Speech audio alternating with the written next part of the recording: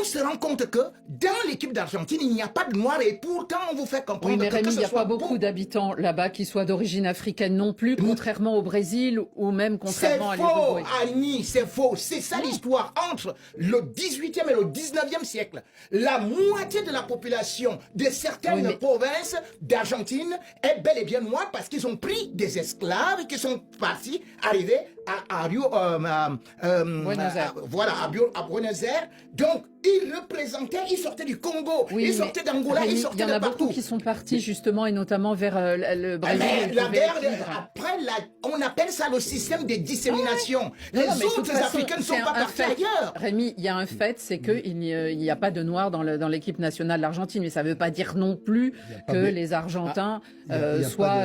mais parce qu'on voit quand même que de plus en plus, quand ils font des gestes, on me dit que la célébration... Vous avez vu l'entraîneur qui faisait des choses comme ça. Cette semaine, on a parlé du passif argentin et notamment avec l'équipe de France quand ils ont dit qu'ils étaient tous d'Angola. Frédéric, moi j'aurais voulu juste revenir sur une chose, c'est les propos de Kylian Mbappé qui a fait une déclaration assez puissante en sortant de cela, en disant, il dit d'ailleurs Vinicius continue à danser et puis il dit aussi que ce joueur ne devrait pas pouvoir jouer la Ligue des Champions parce que ça peut servir d'exemple aussi pour les jeunes qu'on prenne une position contre le racisme à l'occasion de ce match. Et puis on a aussi des propos de Lilian Thuram qui sont très, très puissants aussi. Oui, l'ancien défenseur de l'équipe de France hein, qui a pris la parole effectivement en nous expliquant, ben voilà, on retombe encore toujours dans ces mécanismes où c'est l'inversement, la preuve inversée, hein, voilà. C'est ça, où c'est la victime. Pourquoi c'est la victime, là, c'est Vinicius qui est remis en cause.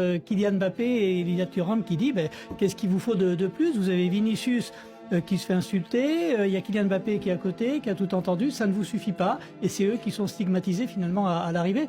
Et tous les messages qui nous arrivent sont de cette teneur, hein, c'est du dégoût là sur le film, non au racisme. Mourinho était un de mes entraîneurs préférés, dit Abderrahmane Abbassi, mais maintenant il n'en fait plus partie. José est un imposteur. Ce n'est pas un imposteur, c'est qu'en fait il a très mal agi parce que je ne peux pas aussi être un gars. C'est l'un des hommes qui a valorisé les joueurs africains. Oui, mais il a mal réagi à la suite du match. Malheureusement, il y a un proverbe africain qui dit que, parce que nous sommes justement à la période pascale et aussi au Ramadan, il y a un proverbe qui dit que n'oubliez pas que le diable fut d'abord un ange.